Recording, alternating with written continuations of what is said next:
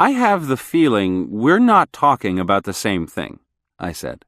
I shouldn't have used myself as an example. What I meant to say was that there must be something in the world you care about in a way that isn't controlled folly. I don't think it's possible to go on living if nothing really matters to us.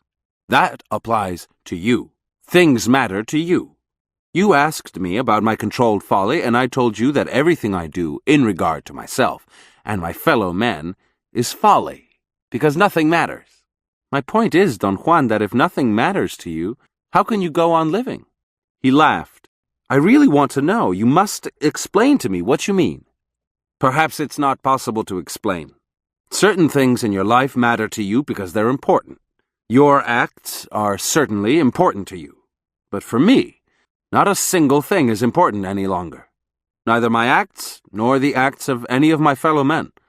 I go on living, though, because I have my will, because I've tempered my will throughout my life until it's neat and wholesome, and now it doesn't matter to me that nothing matters. My will controls the folly of my life. He squatted and ran his fingers on some herbs that he had put to dry in the sun on a big piece of burlap. I was bewildered. Never would I have anticipated the direction that my query had taken. After a long pause, I thought of a good point. I told him that, in my opinion, some of the acts of my fellow men were of supreme importance.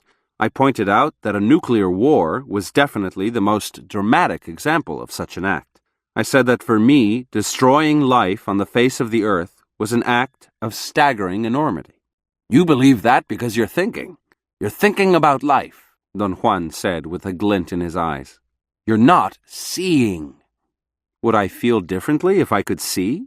Once a man learns to see, he finds himself alone in the world, with nothing but folly, Don Juan said cryptically.